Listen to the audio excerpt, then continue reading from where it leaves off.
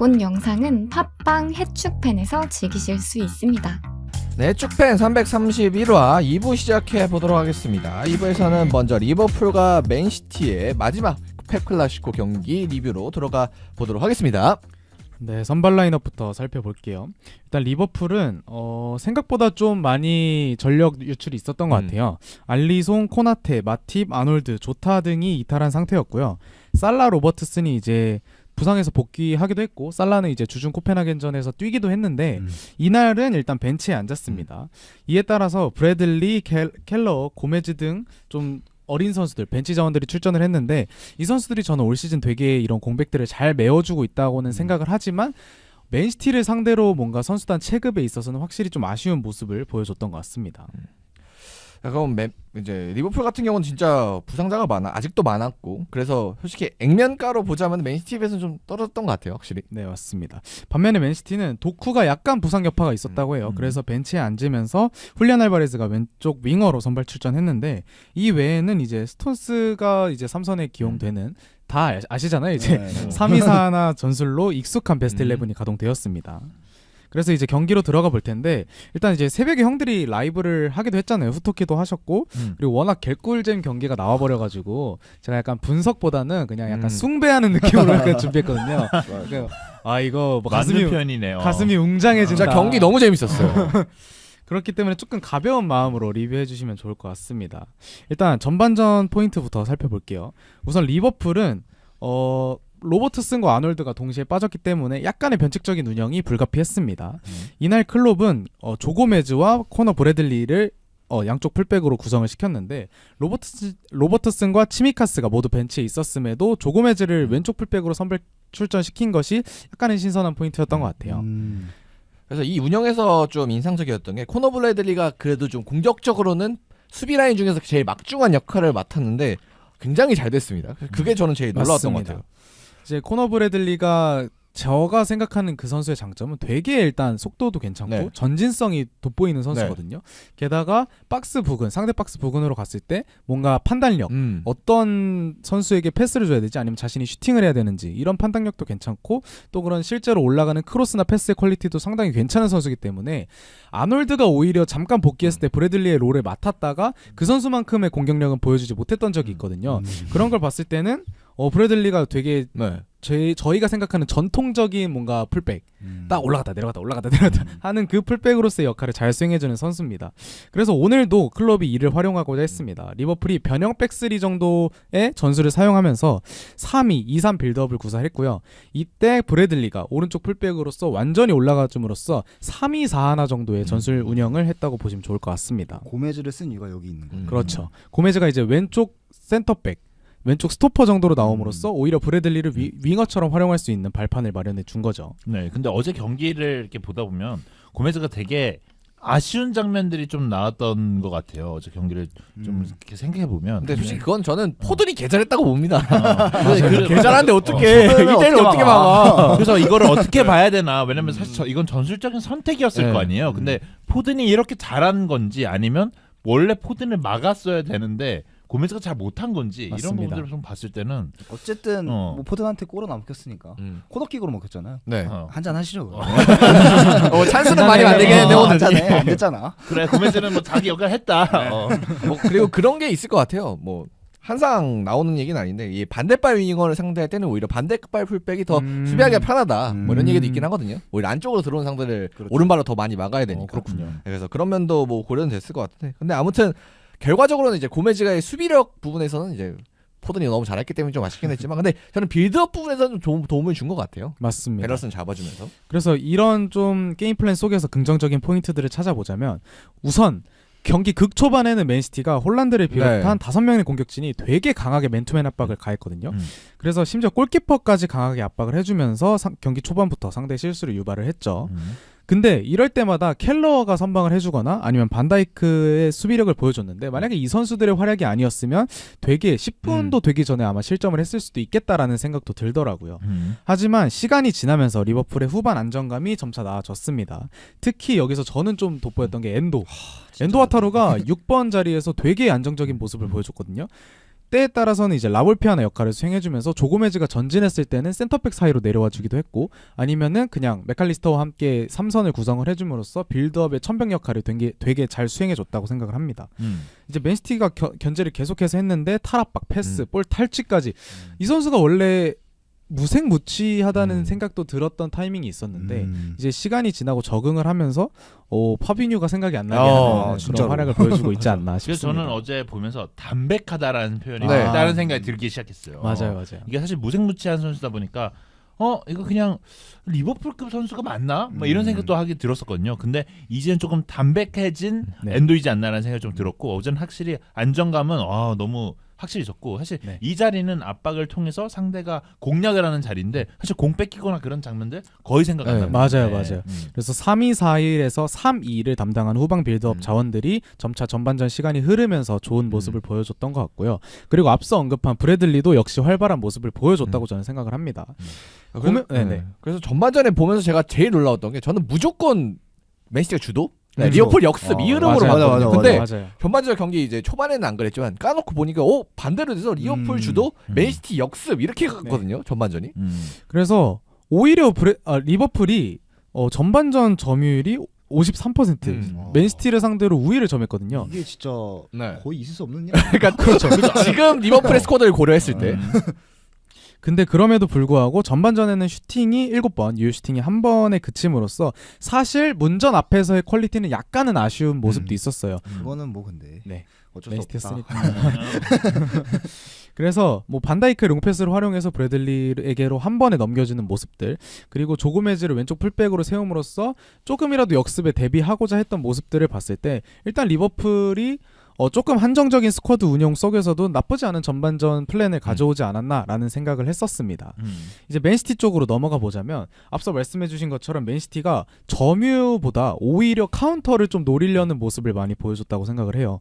리버풀이 점유율을 높이면서 측면 공격을 시도를 했다면 맨시티는 오히려 그들의 뒷공간을 노렸죠. 리버풀이 콴사, 브래들리가 위치한 우측 수비가 저는 좌측에 비해서는 상대적으로 불안했다고 생각을 하는데 공격 시에 브래들리가 전진한 그 측면 뒷공간을 되게 좀 많이 공략하고자 노력을 했습니다. 특히 알바레즈, 덕배 뭐 이런 선수들은 여기에 도 같은 선수들이잖아요, 사실. 특히 뭐 덕배가 패스로 찔러준다거나 알바레즈가 벌려주고 베르나르도 실베가 공간 침투하는 이거는 뭐 맨시티의 전매 특허기 때문에 이런 모습을 통해서 리버풀의 하프 스페이스나 측면 공간을 되게 잘 공략했다고 생각합니다.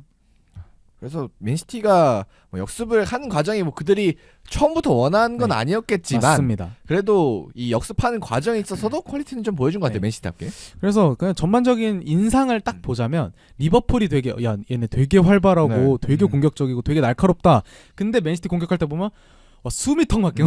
얘는 홀란드 뛰어가고 저쪽에 알바레즈 침투하고 때리고 와 이거 어떡하냐. 그래서 사실 3-2로 리버풀도 후방 자원을 나름 두텁게 가져간 편이라고 생각을 하는데 그 와중에서도 측면 공격을 이렇게 잘 활용을 하다 보니까 되게 맨시티의 측면 공격이 날카롭다라고 느껴질 포인트가 많았고 앞서 말씀드린 것처럼 반다이크나 켈러의 활약이 아니었다면 맨시티가 한 골을 넣지 않았을까 싶습니다. 그도 그럴 것이 슈팅 7번, 유효 슈팅이 그중에 4번이었고요. 빅찬스가 한 번 있었고 XG 값이 1.19가 찍혔습니다. 전반전에만. 그럼에도 이제 득점에 나름 애를 먹었죠. 그 상황에서 맨시티 입장에서는 이 스톤스의 세트피스 상황 득점이 나온 게 참 다행이다. 그리고 이제 그 XG 값도 돌아보면은 그 스톤스의 XG 값이 굉장히 높거든요. 맞아요. 0.8 몇인가 그래요. 그렇게 높아? 네. 거의 골대 앞에서 넣기 때문에. 그래서 그 장면이 맨시티의 전반전을 이제 회생을 시켜줬다. 좀 좋진 않았었는데. 그렇게 봐야 될 것 같아요. 그 장면은 정말 야 이거를 이렇게 준비해 왔다고라는 생각이 듭니다. 세트피스 준비 되게 잘했더라고. 네, 바깥쪽에 선수들을 다 몰아넣고 오히려 아케 스크린을 활용해서 스톤스에게 공간을 만들어주는 모습을 보고 와 이게 안 들어간다 하더라도 이런 좋은 퀄리티의 세트피스를 할 수 있는 팀이라는 게 조금 더 감탄스러웠던 것 같습니다. 사실 맨시티 하면은 뭐 세트피스에 강점이 있는 팀이라는 생각은 전혀 안 드는데 뭐 그렇죠. 이런 필드골 잘 넣으니까. 이런 거 보면은 맨시티도 확실히 준비는 잘하고 있다. 이거는 느껴볼 수 있었습니다. 맨시티는 뭐 사실 세트피스에 기대는 팀은 아니죠. 뭐 필드골로 넣어버리면 되니까 세트피스 이제 해줘 하는 애들이 이제 첼시 요런 애들이 이제 야 세트피스야 너 이러는 애들이고 이제 맨시티는 그냥 체급으로 찍어 누르면 됩니다. 아무튼 이렇게 전반전을 맨시티가 주도한 채로 마무리가 되었고요. 이제 후반전 포인트로 넘어가자면 저는 후반전의 리버풀 와 이거는 제가 축구를 보면서 봤던 모든 팀의 후반전 중에 제일 에너제틱하지 않았나? 라는 생각이 들었어요. 네, 실제로 제가 그 감독 인터뷰를 많이 보고 여기 많이 와요. 근데 감독 인터뷰 중에 펩이 이런 얘기를 했어요. 15분, 20분 동안 쓰나미가 닥쳤다라는 표현을 썼거든요. 근데 이때가 PK로 실점을 하고 나서부터의 15분에서 20분 동안은 자신도 정신을 못 차렸다라고 표현을 했을 정도로 굉장히 펩도 어려워했고 이게 정말 두 팀의 라이벌리를 보여줬다는 모습을 보여주지 않았나라고 맞습니다. 자기 직접 언급을 했더라고요. 네. 이게 공격진 3명 거기에다 메잘라 2명까지 가세를 함으로써 전반전에 맨시티가 보여줬던 것처럼 5명의 선수가 전방 압박을 가했는데 이런 압박 강도 그리고 순간적으로 스위칭을 해가면서 수적 우위를 가져가는 모습들이 되게 날카로웠기 때문에 후반전 시작하자마자 아케 패스 미스를 유도해냈고 50분에 PK 득점에 성공을 했습니다. 뭐 사실 이때부터는 전술이란 걸 언급하는 게 조금 무의미해지긴 했어요. 그냥 리버풀이 막 압박을 해서 볼을 뺏어서 슈팅 때리고 맨시티가 바로 역습을 해서 슈팅 때리고 이런 장면이 많이 연출이 되었기 때문에 조금 전술이 무의미해지긴 했지만 그 이후로도 일방적으로 좀 리버풀이 몰아붙이는 모습을 보여줬죠. 그래서 그 상황에서 기회들이 참 리버풀 입장에서 많았는데 그거를 결국 살리지 못한 게 리버풀 입장에서 너무 아쉽지 않을까. 경기 너무 잘했는데. 그러니까 어제 같은 경우는 루이스 디아스가 많이 놓치는 장면도 많았고 일단 그 1대1로 친 거 살라가 준 거. 그거 진짜 너무 아쉬웠어. 그건. 살라는 어떻게 저런 패스를 주냐 근데. 그러니까 이번 시즌에는 확실히 살라가 뭐 골도 많이 넣었지만 플레이메이킹 조력자로서의 역할도 잘해주는 것 같아요. 이게 61분이면 저는 이제 클롭 감독은 원래 되게 용병수를 잘 가져가는 감독이기도 하고 되게 빠르게 좋은 교체 카드를 사용했던 것 같고 사실 들어온 선수들의 체급이 살라와 로버트슨이면은 사실상 리그 탑급 자원들이기 네, 때문에 그렇죠. 충분히 이 경기를 반전시킬 만한 그런 자원들이었다고 생각이 들고 실제로 그런 로버트슨과 살라가 투입됨으로써 양측 공격이 되게 강화되는 모습을 보여줬죠.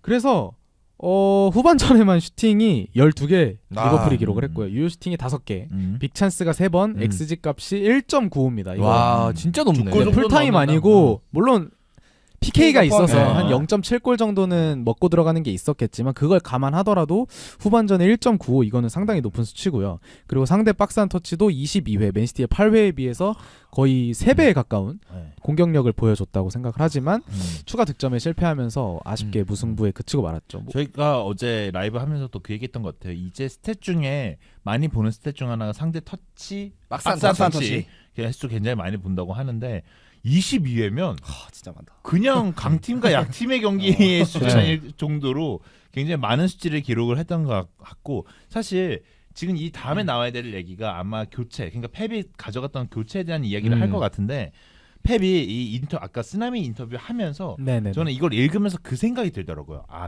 펩이 이 상황에서 느꼈던 압박감이 네, 맞아요. 굉장히 맞아요. 컸겠구나. 맞아요. 그래서 코바시치를 썼고 안정감부터 추구하려고 했던 생각이 들었겠구나 이런 생각이 들면서 지금부터는 이제 교체 얘기를 하면 될 것 네. 같아요. 네. 맞습니다. 후반전에 맨시티는 오히려 제가 봤던 맨시티 중에 야 맨시티가 이렇게 일방적으로 그러니까. 두들겨 맞은 적이 진짜로 처음 있었나? 봤어, 그런 거. 라는 생각이 들 정도로 역대급으로 좀 무기력하지 않았나 싶습니다. 후반전 점유율부터 말씀드리면 점유율이 47%였고 막판에 포든 뭐 도쿠 골대 맞추는 장면도 있었지만 전체적으로 후반전은 그냥 뭐 별다른 장면 없이 리버풀한테 쳐맞지 않았나라는 생각이 들었습니다.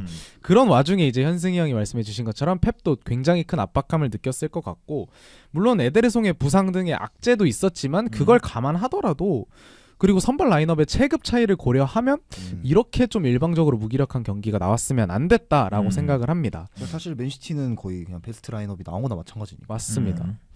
그래서 이제 교체 카드 얘기를 해보자면 이제 논란의 포인트는 더브라이너가 좀 나간 포인트가 네. 아닐까 싶은데 일단 69분에 펩은 더브라이너와 훌리안 알바레즈를 빼고 마테오 코바치치 그리고 제레미 도쿠를 투입시킵니다.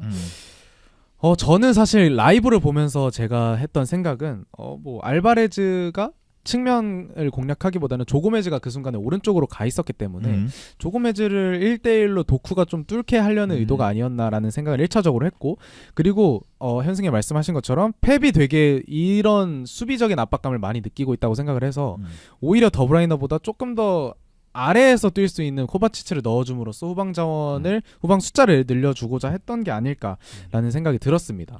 근데 그런 이유를 감안해도 여기서 데브라이너를 갑자기 빼버린다는 거 1대1에서 근데 제가 아까 계속 얘기한 기자회견 있잖아요. 그거 보면 펩이 이런 상황을 겪지 못했다 이런 여기 밑에 달린 댓글들 아마 해외 팬들이 된 것도 제가 봤는데 그런 얘기예요. 펩도 이 상황을 경험해보지 이게 밀리는 상황이 없었다. 그러니까 이 상황에서 덕배를 빼야 되는 거는 어찌 보면 이해는 된다 이런 생각을 하는 팬들도 있더라고요. 해외 팬들 보니까. 그렇죠. 근데 오히려 약간 패닉에 빠져서 조금 그냥 안일한 교체를 하지 않았나라는 생각도 드는 게 사실 전반전 막판 그리고 후반전 초반을 보면은 홀란드와 더브라이너를 최전방에 두고 아예 나머지 선수들을 내려줌으로써 박스한 수비를 하는 모습도 보여줬거든요. 그래서 사실 홀란드가 반다이크랑 1대1 하는 장면이 있었잖아요. 그 장면을 보더라도 더브라이너와 홀란드만 좀 앞쪽에서 역습을 가담하는 모습을 보여줬는데 그런 걸 봤을 때는 어찌됐든 더브라이너가 그 자리에 있음으로써 발생시키는 그런 찬스라던가 아니면 리버풀한테 가해지는 압박 같은 게 있었을 텐데 그런 부분에 있어서는 조금 아쉽지 않았나. 사실 코바치치가 그 자리에서 뭔가 창의성을 발휘해주는 선수는 아니기 때문에. 그죠. 그래서 이제 제가 경기를 보는 중에는 이 교체는 좀 이상한 교체가 맞는 것 같다는 생각이 드는데 이제 반대로 이제 펩의 인터뷰를 보고 그리고 팬들이 하는 얘기들 들어보니까 이럴 수도 있겠구나. 펩이 사실 이런 상황을 겪는 게 1년에 한 번 있을까 말까 하잖아요. 사실. 이런 상황에서 어떻게 해야 되겠지 모르겠다는 생각이 들고 기동성이 떨어지는 덕배를 뺄 수도 있겠다라는 생각이 좀 들 수 있는데 문제는 저는 그 생각이에요. 경기 무승부로 일단 끝났잖아요. 그러면 펩 입장에서는 오히려 나을 수도 있다는 생각이 그러니까 의도한 바는 이렇다. 이렇다 이런 생각이 들어서 근데 저는 그게 무승부가 나온 게 펩의 교체술 때문에 나왔다고 생각은 전혀 안 하거든요. 그렇진 않죠. 루이스 디아스 덕분에 그냥 그렇게 나온 거지. 근데 그래서 저는 이걸 보면서 펩도 이 경기는 일단은 막자. 후퇴다 일단은 이 생각을 하고 넣었던 교체이지 않을까. 네, 그거 공감합니다. 네. 그럴 거면 그냥 차라리 베르너 실바 빼고 그냥 하는 게 포든도 그냥 오른쪽에 두고 하는 게 낫지 않았을까 하는 생각 좀 개인적으로 좀 해요. 그리고 확실히 덕배 빠지고 나서부터는 공격력이 많이 악화가 되긴 했어요. 우리 포든도 중앙으로 오면서 상당히 영향력도 많이 약해지고 하여튼 뭔가 좀 안 맞는 교체. 그다음에 게다가 제일 중요한 건 데브라이너 자체가 굉장히 받아들이지 못하는 나 왜 빼지? 불만 표출. 전 진짜 이거는 내가 에이스 선수라고 생각해 보면 진짜 이거는 개화날 것 같아요. 그것도 인터뷰도 있어요. 나 데브라이너 같이 열정적인 모습 좋아한다. 이거는 뭐 몇 번 나왔죠. 그러니까 싸우고 마찰이 있는. 근데 이거는 약간 지금까지 뭐 이런 경기 안에서의 마찰, 경기 끝나고 막 이렇게 서로 얘기하고 이런 거랑 조금 다르다고 생각하거든요. 그렇지 너무 빨리 한 건. 실제로 뭐 펩이 뭐 덕배가 앉아 있는 데에 가서 약간 토닥토닥 해주는 모습도 보였지만 그래도 안 풀리더라고요. 제가 이게 그 펩이 한 인터뷰를 읽어드릴게요. 나는 그의 열정을 좋아한다. 데브라이너 현재 괜찮다. 아무 문제 없고 그런 그의 모습 좋다. 그가 하가나스지어도 괜찮다. 난 우리가 무엇을 놓치고 있었는지 알고 있었기 때문에 결정을 내릴 수밖에 없었다. 우리는 공을 소유하지 못하고 있었다. 그와 실바 그리고 스톤스와 같이 있을 때 공을 못 가졌다. 그를 교체한 후 더 나아졌다. 코바치치를 교체한 후에 더 나아졌다. 들어봐라. 내가 케빈을 위해 뭘 더 말할 수 있을까? 우린 그가 필요하고 그가 매우 중요한 선수다. 그는 대체하기 너무 어려운 선수다. 하고 그 뒤에는 뭐 이렇게 얘기 나와 있는데 이런 얘기도 봤을 때는 확실히 뭐 펩이 중요하게 생각했던 건 결국 주도권이었던 것 같네요. 그럼 이거 동근이 형도 한번 얘기한 것 같은데 파우사 이게 뭐 예전에 그런 얘기 한 적 있어요. 우리 펩은 덕배 같은 스타일을 싫어한다. 그러니까 공을 잃는 선수를 싫어한다는 얘기를 많이 공격적인 패스 싫어한다. 그래서 케빈 데브라이너 같은 선수를 별로 안 좋아할 것이다라는 뭐 이런 스페인 언론에서 나온 신문 기사가 있대요. 근데 그걸 보고 동근이 형 예전에 한번 얘기를 해준 적이 있는데 이걸 봤을 때 이제 뭐 공을 소유하는 것이 가장 우선이었다는 펩의 의견인 걸 들어보면 뭐 충분히 그럴 수 있죠. 전 뭐 그래서 그렇게 했다면 의도는 이해 가는데 근데 그 뒤에 전개됐던 뭐 결국 이제 리버풀이 계속 몰아붙이는 흐름은 됐으니까 잠깐 하고 이제 넘어갔거든요. 어차피 소유를 할 수 없는 경기였어. 근데 다 교체를 하고 소유를 한 5분 했어. 5분 했어. 그러고 또 넘어갔으니까. 그러니까 사실 말은 굉장히 많이 나올 수밖에 없는. 그리고 데브라이너 입장에서도 자존심이 굉장히 상할 수밖에 없는. 70분은 빠르지. 몸이 안 좋은 것도 아니고. 그리고 스코어도 1대 뭐 얘를 이기고 있는 상황에서 잠궈야 되면 또 모를까. 1대1이었으니까 본인 입장에서 더 화가 났을 것 같아요. 그래서 뭐 정리하자면 저는 딱 선발 라인업만 놓고 봤을 때는 리버풀이 이 정도면은 이 체급 차이를 두고 맨시티와 무승부를 거둔 거는 나쁘지 않은 결과다라고 볼 수도 있을 것 같은데 또 경기 안쪽으로 보면은 리버풀이 이거는 한 골을 더 넣어서 승리를 했어야 좀 만족스러운 경기가 아닐까라는 생각도 들어서 양 팀 모두 정말 좀 재밌는 경기를 펼쳤다라는 것에 만족을 해야 되는 것 같고 그리고 클롭이 사실 거기에 그 마지막에 메갈리스터였나요? 메갈리스터랑 도쿠 네. 충돌했잖아요. PK 장면. 그 장면 얘기해야죠. 네, 근데 거기에서 이제 VAR한테 약간 불만을 얘기를 그렇죠. 했더라고요. 인터뷰에서. 자신은 이 장면에 대해서 VAR이 왜 이거 문제없는 장면이야 넘어가라고 했는지 이해가 되지 않는다. 자기는 그 충돌이 약간은 논란이 있는 장면이라고 생각을 한다라고 밝혔는데 거기에 대해서는 좀 어떻게 생각하시는지. 이거 근데 일단 저희 후토크 때 얘기하기로는 저희 둘은 파울 맞다. 파울 같긴 한데 근데 왜 파울을 안 불었는지 예측은 해볼 수 있다. 그러니까 이유는 뭐 굳이 예상해보자면 뭔지는 알겠다. 이 정도였거든요. 저희가 이제 네. 마지막에 얘기했죠. 이거 내일 반응 한번 보자. 우리는 일단은 그렇게 생각할 수 있는데 일단은 둘 다 개인적인 생각은 파울 맞다. 로 일단 결론 내렸는데 파울 맞죠. 이거는 파울 맞는 것 같아. 이제 사실 이후부터 이제 장면들이 계속 나오고 그 장면들에서는 내 예용들이 계속 나오잖아요. 파울이 맞는 것 같습니다. 근데 저는 위험한 그것도 있는 장면. 것 같아요. 파울로 보지 않을 해석의 방법은 있다. 있죠. 있긴 있다. 그러니까 어제 저희가 말씀드린 걸 똑같이 얘기하자면 일단은 첫 번째 얘기했던 건 볼의 소유는 도쿠다. 그러니까 심판이 해석하기에. 해석할 때 공이 공중에서 떠서 내려오고 있는 상황에서 도쿠가 먼저 공을 그러니까 뭐 공을 먼저 잡았을 것이다라고 예상했고 그 공의 소유는 도쿠일 것이다. 거기인데 하필 누네스였나? 메갈리스터가 들어오면서 메갈리스터가 경합을 시도한 거다. 이 장면을 통해서 메갈리스터의 가슴팍에 맞은 거고 이로 인해서 아마 공의 소유는 도쿠였으니까 그렇죠. 이거는 메갈리스터가 붙은 경합이니까 불지 않았을 거다. 이렇게 저희가 해석을 했는데 사실 저는 이제 얘기했을 때 반칙을 생각한 이유가 이 장면은 애초에 그냥 위험한 상황이었다. 바이러트 컨택트다. 그냥 위험한 상황이었고 이 장면은 PK가 나오는 게 맞다라고 생각이 들었거든요. 저는 도쿠의 고유라고 생각은 안 해요.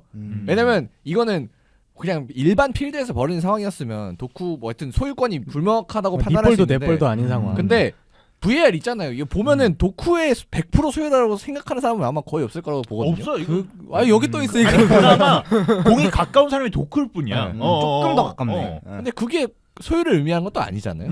그러니까 VAR이 있으니까 저희가 얘기하는 거죠. 그리고 온필드도 안 보고 그냥 이거 하고 그쵸, 넘어갔으니까 이거 개박치는 해석은 거지. 나왔으면 네. 좋겠어.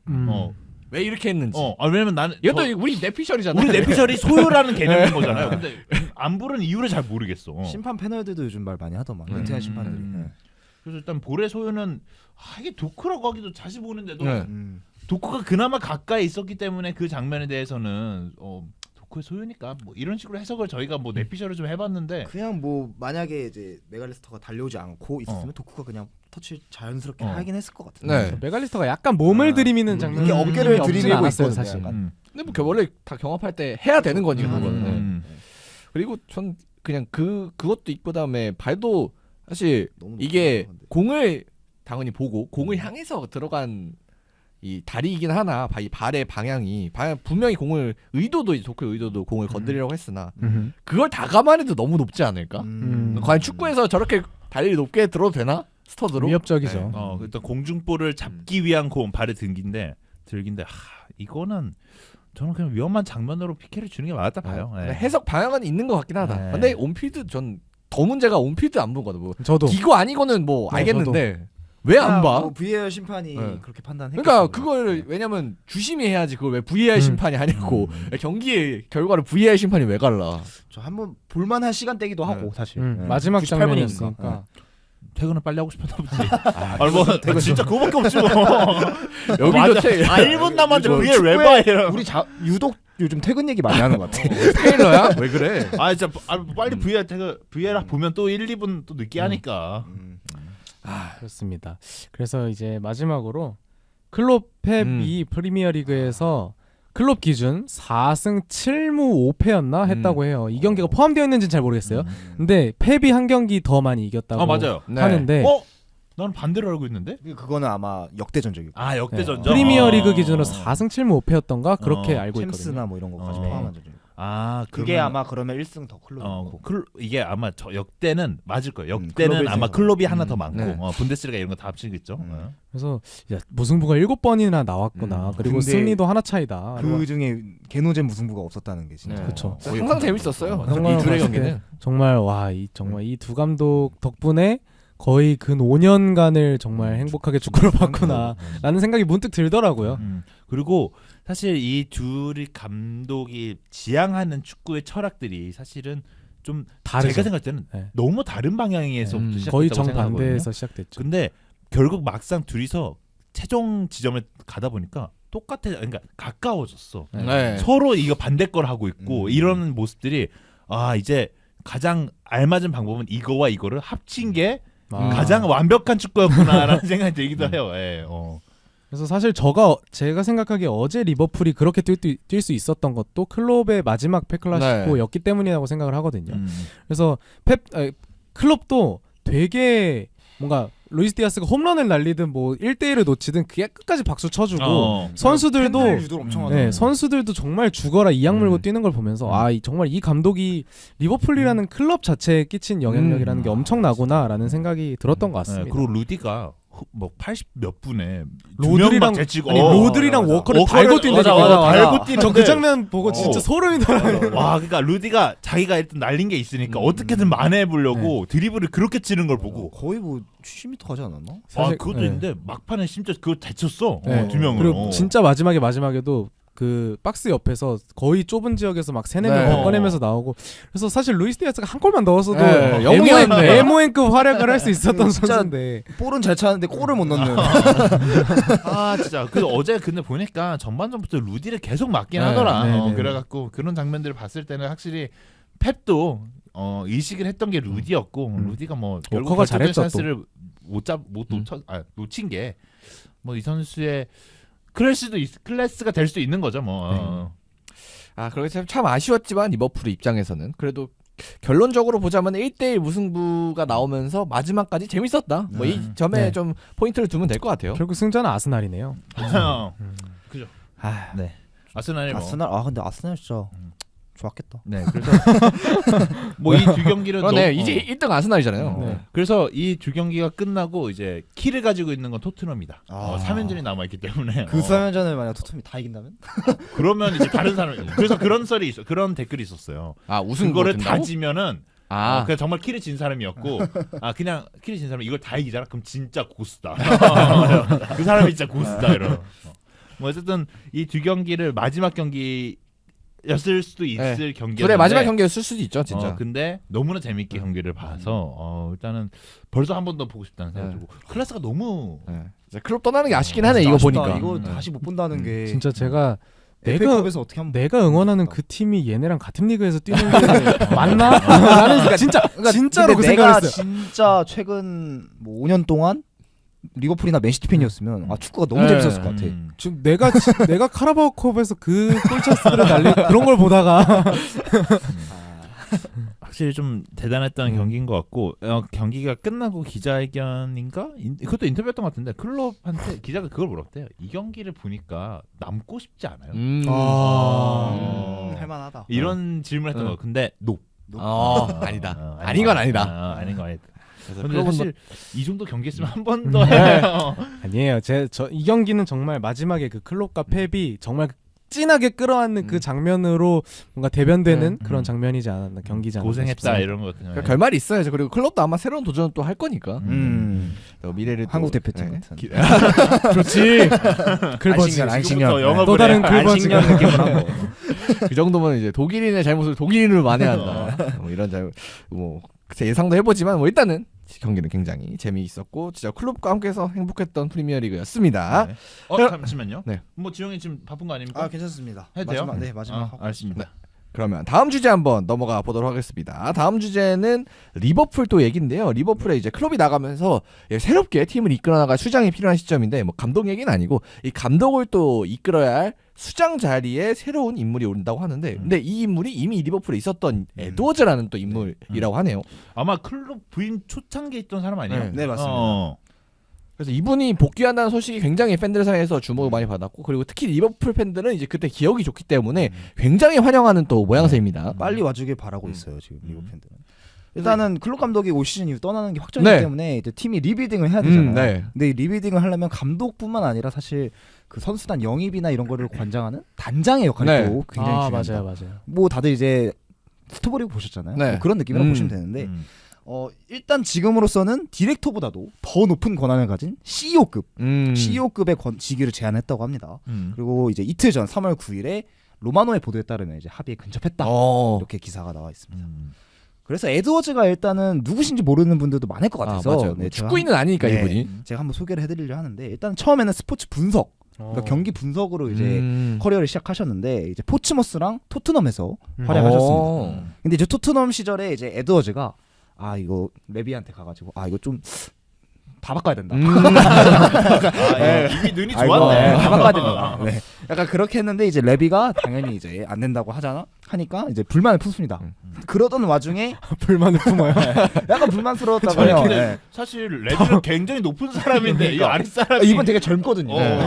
다 바꾸라고 하는데 그걸 누가 들어주냐. 그러니까 체질 개선을 요구해요. 전면 체질 개선. 내가 조금 근데 근데 친 거고.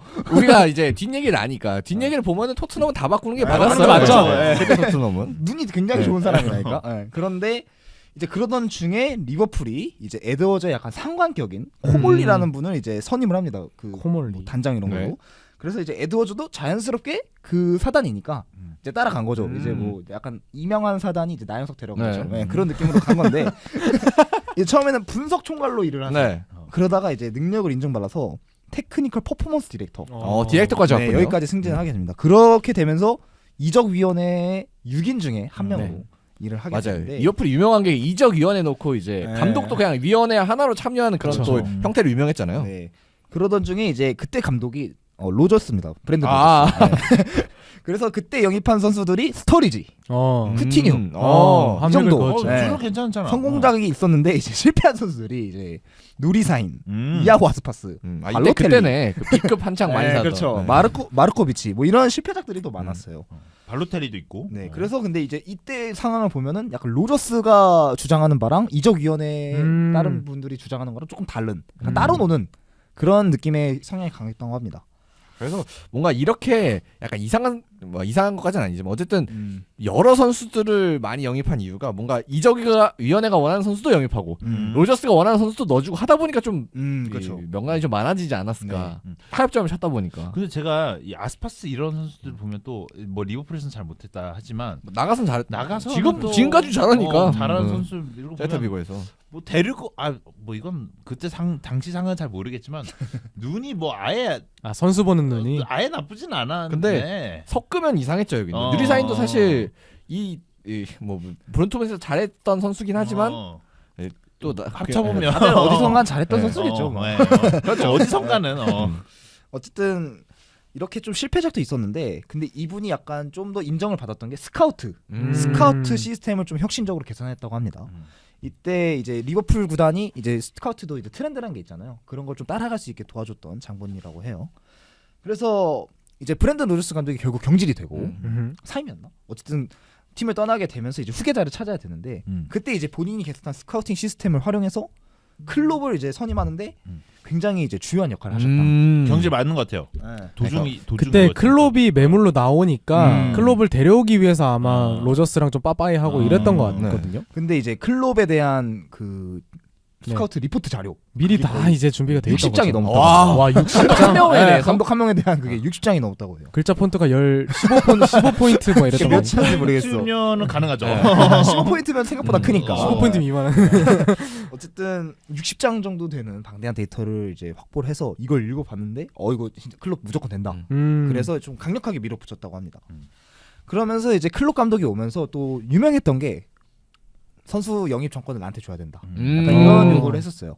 그래서 이제 그걸 바탕으로 이적위원회가 좀 전면 재개편이 됩니다. 근데 여기서 살아남았던 게 이 에드워즈다. 에드워즈다. 음. 그래서 이제 두 사람이 약간 좀 둘이 주도적으로 이제 쿵짝이 잘 맞았구나. 이적 시장을 꾸리게 됩니다.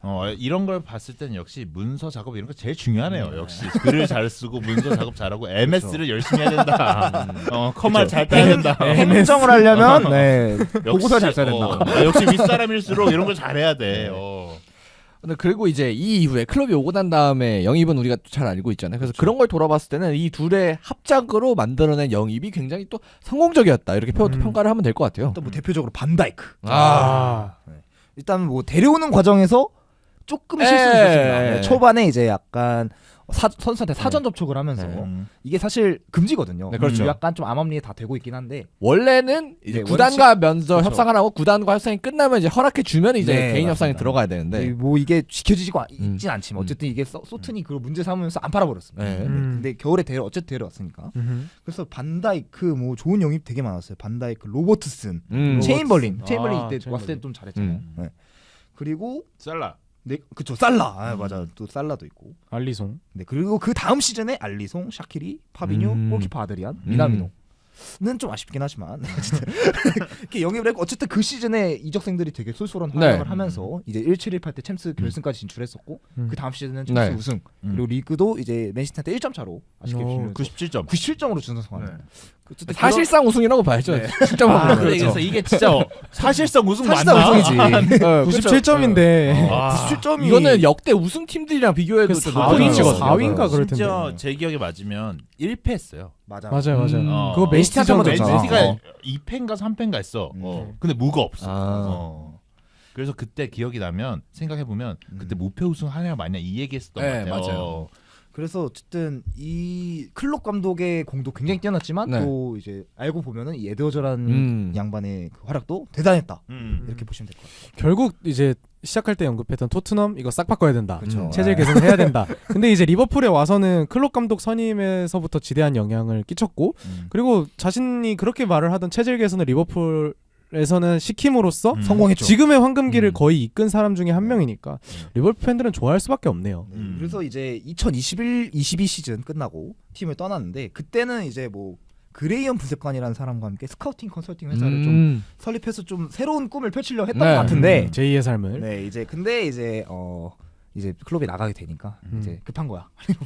급하지. 그래서 이제 좀 데려오려는 모양새고 이제 좀 더 많은 권한을 줌으로써 데려오는 그런 모양새인 것 같습니다 지금. 그래서 이분을 보면은 지금까지 얘기 들어보면은 굉장히 이전에 리버풀에서도 일을 했었고 그다음에 클롭이랑 같이 일을 했었기 때문에 리버풀 입장에서는 이 상황, 그러니까 클롭이 떠난 혼란을 수습하기 가장 좋은 인물로 먼저 생각날 것 같긴 하네요. 지금 커리어를 들어봤을 때. 그리고 일단은 뭐 이 분이 지금 여태까지 들어본 얘기들 들어보면 좀 눈이 좋다. 뛰어난 안목 그리고 좀 그리고 또 보면 서류 작업 잘하고. 윗사람 중요해. MS. 그리고 뭔가 이 서류 작업을 잘한다 이런 거 프로세스를 네, 저 있다. 중요해요. 사실 스카우트 회사를 차리려 했다 이 정도면 스카우트 이게 제 프로세스 제일 중요하거든요. 그렇죠. 그리고 그 데이터를 통해서 활용하는 방법 이런 것도 네, 굉장히 맞습니다. 좋기 때문에 이 정도면 사기캐 아닌가. 그쵸. 이게 에드워즈가 한창 2021년쯤에 첼시가 이제 거의 막 1,500억 쓰고 흑자 낸 적이 있어요. 근데 그때 에드워즈 얘기가 많이 나왔거든요. 마리나랑 비교가 되면서 정말 장사를 잘하는 단장들이다 이렇게 언급이 됐었는데 사실 막 본머스의 조던 아이브, 도미닉 솔랑케 비싸게 팔아먹고 이랬던 사람도 다 에드워즈거든요. 그래서 정말 장사나 협상력 이런 부분에 있어서도 되게 좋은 능력을 가진 단장이 아닐까 이렇게 생각합니다. 그리고 또 아래 있는 구성원 직원들이랑 되게 건설적인 토론도 많이 즐긴다고 하고. 말이 열려 있는 이거 사기캐잖아. 장점인가요? 직원들이랑 토론을 많이 하는 거. 근데 이제 모르지. 어쨌든 토론을 하고 결정하는 건 그 사람이니까. 그렇죠. 좋은 리더라고 생각합니다 저는. 뭐 그러면 건설 일단 젊어요. 좀 액면가 맞아요. 보시면 사진 보시면 안 아는데 많아요, 나이. 좀 젊어요. 근데 또 싫어하는 게 있어요. 뭐요? 자기가 스포트라이트 받는 거 싫어해요. 야 이거 그래서 뭐 뭐야? 내가 영입했다 막 이렇게 하는 걸 별로 좋아하지 않는다. 그러니까 진짜 정말 철저하게 행정만 원하는 사람이에요. 이 사람. 그러면 살짝 그런 느낌이네. 돈은 많지만 유명하고 싶진 않다. 축구는 잘하고 싶지만 유명하고 싶지 않다. 어쨌든 그런 그런 사람들 성격이에요. 잘 될 수밖에 없는데. 그래서 이제 본인의 사진이 막 구글이랑 이런 데 돌아다녔을 때 굉장히 싫어요. 지워달라고 한 거 아니야? 그러니까 진짜 그랬다니까. 아까 나무 위키 지우고 이런 느낌. 그래서 이제 그 정말 클롭이랑 같이 찍은 사진이 뭐 이렇게 많지 않은데 한 보니까 잘생기고 젊더라고. 어. 그리고 이제 약간 리버풀이 좀 그런 이미지가 있었잖아요. 선수를 영입해 어떻게든 좀 싸게 데리고 올려. 네. 요즘에 토트넘 같은 느낌. 네. 옛날에 토트넘 같은 느낌. 그런 게 없잖아 있었는데 지금은 이제 온갖 옵션을 다 넣어서 달성하기 뭐 조금 쉽게 하겠죠 그래도. 네. 저도- 요구액을 좀 네. 맞춰주는. 그 포인트가 중요하다고 옛날에 아까 말씀해주신 것처럼 되게 B급 싸게 사오려고 가성비만 찾고 이랬던 그렇죠. 팀 기조가 있었는데 저는 그게 좀 뒤집힌 케이스가 반다이크 1,000억 그렇죠. 그리고 뭐 알리송 그다음 1,000억 알리송, 예, 뭐 알리송. 이런 식으로 해가지고 정말 체질 개선을 빡빡빡 시키는 모습을 보면서 아 정말 장사 잘한다 이렇게 생각을 했거든요. 지금 생각해보면 1,000억이 진짜 싼 싸요. 돈이지. 진짜 싸. 반다이크 진짜 싸다. 반다이크- 2,000억 꼴이야. 네. 2,000 반다이크 진짜 이 정도의 성적 냈으면 반다이크 한 4천억 정도 샀어. 진짜 그래도 진짜요. 괜찮죠. 안 아깝죠. 호날두는 얼마야? 호날두요? 호날두요? 어떤 호날두를 말하는 거죠? 레알 호날두인가요? 아니 맨유에서 호날두 맨유에서 아. 2009년에 호날두. 그건 6천억 줘야지. 2,000억. 이거 진짜 많이 줘도 되지. 6천억 줘야지. 많이 줘도 되지. 그렇습니다. 그래서 지금 리버풀에서도 그게 유명한 게 그 한창 리버풀 주급책에 대해서 얘기 나왔을 때 리버풀은 옵션이 많다 주급에. 그래가지고 그 부상당해서 지금 못 나오는 선수들 있잖아요. 뭐 티아고라든지 아니면 옛날에 그 미드필더 누구야? 체인벌린? 케이타. 케이타 체인벌리 뭐 이런 친구들이 이제 리스크가 작은 게 옵션이 많아서 괜찮은 점이 있다. 뭐 이런 얘기도 많이 들었었는데. 뭐 그러면 출전을 못할 시 뭐 출장 월급 만족 수당도 있고 뭐 득점 수당도 있고 뭐 어. 그러니까 수당이나 아니면 뭐 옵션 이런 게 많으니까. 아, 옵션이라는 게 그럴 수 있겠네. 대부분 아마 출전에 많이 걸려 있을 것 같긴 하거든요. 음. 아니면 뭐 리그 성적이나 팀의 성적 뭐 이런 거랑 합쳐서. 되게 좋은데. 되게 좋아요. 그러니까 듣기만 하면 완벽한데. 완벽하다니까. 그리고 이제 항상 이제 리버풀 이적 시장을 보면은 좀 어디서 자꾸 새고 막 유출되고 엠바고 맞아, 엠바고. 맞아. 기사가 계속 막 새가고 그랬는데 이제 그 약간 이제 반다이크 때 조금 데이고 나서는 이제 철저하게 엠바고를 정말 지키면서 이제 갑자기 원래 보통 우리가 이적설을 보면은 뭐 약간 좀 유명하지 않은 언론사에서 막 먼저 썰이 터지다가 이제 3대장 뭐 스카이 스포츠, BBC 뭐 DS 텔레틱 이런 식으로 넘어가는데 네. 갑자기 3대장이 떠버리는 거야. 네, 약간 리버풀은? 그런 경우가 많았죠 리버풀은. 그래서 그리고 이제 최근에 가장 유명했던 게 루이스 디아스. 네. 루이스 디아스. 이제 원래 토트넘이랑 되게 이제 거의 합의까지 갔는데 이제 하이제킹 조용히 해놓은 그런 아주 이적 시장에서도 되게 능력이 뛰어나다. 이렇게 판단하시면 될 것 같습니다. 일단은 그분의 성격이 마음에 드네요. 자신이 스포트라이트를 받기 받기 싫어한다. 싫어한다. 그래, 사실 이건 이게 중요하거든요. 중요해요. 이게 네. 마이클 조던 다큐 보면은 어. 거기 단장이 스포트라이트 받으려다 막 갈등 생기고 이래요. 그래요. 이건 진짜 중요한 부분이에요. 행정하는 사람들은 그 욕심을 좀 내려놔야죠. 그 그렇죠. 정몽규님 내려놔야죠.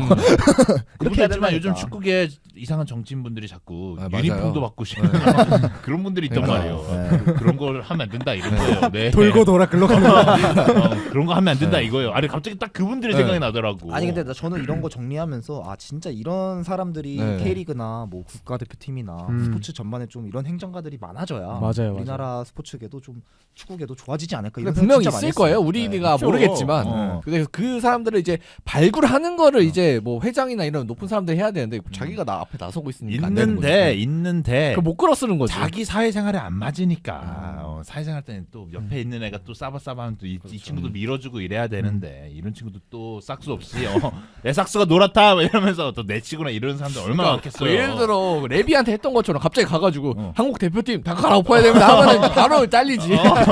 아씨 한국 그러니까 문화에서 노래 진짜 이러면서. 상상도 할 수 없는 갑자기 그냥 분석팀 직원이 갑자기 감독도 아니야. 감독이 아니고 그 회장한테 가가지고 아니 그러니까 이러면 쉽지 않죠 이제 그거. 개판입니다 지금. 싹수 노릇하고 매 얘기 많이 듣습니다 이러면. 뭐 리버풀 얘기로 돌아와서 저는 사실 이런 디렉터 행정가의 역할이 되게 중요하다고 최근에 또 느낀 게 제가 지난주부터 그걸 봤어요. 죽어도 썬더랜드. 근데 제가 그 시즌 2에 그 장면이 있거든요. 이제 조시마자가 나가고 이제 거기에 윌그리그. 스티어트 도널드가 이제 마지막 마감 시한에 윌그리그를 이제 100만 달러에 데려오려다가 100만 파운드죠. 100만 파운드에 데려오려다가 마지막에 300만 파운드까지 띄워서 데려오거든요. 제가 딱 그 장면을 보면서 아 보엘리가 이런 식으로 지금 이적 시장을 보내고 있구나라는 생각이 딱 들었거든요. 근데 정말 사실 저는 근데 그 사람들의 잘못이라고 치부하기는 쉽지 않다고 생각을 하거든요. 왜냐면 전문 축구인들이 아니기 때문에. 맞아요. 아까 언급했던 도널드도 그냥 네, 경영인이고 그냥 경영인이니까. 그냥 축구에는 문외한이 그냥 구단주였을 네. 뿐이에요. 뭐 지금은 안 하지만. 그리고 저는 사실 능력이 좀 안 되는 게 그 사람이 뭐 잘못됐다는 표현 쓰는 게 좀 가혹한가? 좀 가혹하다는 생각도 들긴 해요. 네. 일을 좀 못할 수도 있죠. 근데 오히려 그들의 잘못은 이런 에드워즈 같은 전문 경영인 축구 파트를 맡아줄 수 있는 사람들을 안 뽑았다는 거 있다고 생각을 하거든요, 저는. 그래서 리버풀도 지금 되게 큰 과도기를 맞이했잖아요. 클롭이라는 정말 뭐 퍼거슨 이후 벵거 이후에 이 정도로 클럽에 깊게 관여했던 사람이 없었는데 그 사람이 나가는 그 공백을 어찌됐든 에드워즈가 와서 좀 메워준다면 행정적인 부분에서는 빵꾸가 최소화될 수 있지 않을까라는 기대감에 정말 나쁘지 않은 타이밍에 돌아오지 않나 싶습니다. 그리고 이 에드워즈라는 사람이 있으면 분명히 감독 선임에 영향을 크게 미칠 거거든요. 그렇죠. 그리고 감독도 에드워즈 있으니까 한번 가보고 싶다 이런 생각 들 수도 있고. 그렇죠. 안정감 있죠. 내가 조금 좀 이 프로세스에 대해서 이해를 하지 못하더라도 이렇게 가면 되겠구나 이런 좀 믿을 만한 사람이 있다면 충분히 그럴 가능성이 있죠. 그래서 그런 걸로 봤을 때는 조심스럽게 알론소 기대해봐도 되지 않을까? 알론소는 몇 장 나올까? 120장 나오는 거야. 이제 좀 시대가 바뀌었기 때문에 좀 폰트 좀 줄여야지. 그렇죠. 폰트 한 14, 그 대신 이제 12로 그래픽을 늘리는 그러면 200장 될 것 같은데. 사진을 200장 될 것 8년 같은데. 전과 다르게 전술 막 그래픽을 분석표 놓고 하면 200장이요? 또 AI가 또 발달했기 때문에 그러니까 챗GPT한테 좀 물어보면 돼. 어차피 200장 다 못 읽어. 챗GPT한테 물어보면 이상하게 바르셀로나 출신 막 이렇게 말해요, 진짜로. 유료를 써야 유료를. 축구 거 물어보면 안 돼요. 사비 알론소는 바르셀로나의 레전드입니다. 막 이렇게. 그래서 요즘은 또 그런 얘기도 있어요. 그 유로파리그에서 어떻게 보면 리버풀과 레버쿠젠이 만날 수도 있는데 거기서 이긴 팀이 알론소를 가져간다. 알론소 빵. 그럴 수도 있겠네. 근데 그 경기 기다리는 사람 엄청 많아요. 네, 맞아요. 그렇죠. 저도 진짜 기대. 만날지는 이제 대진에 따라 좀 정해지겠죠. 근데 결승은 무조건 만나는 거죠. 결승은 만나니까. 무조건 만나니까.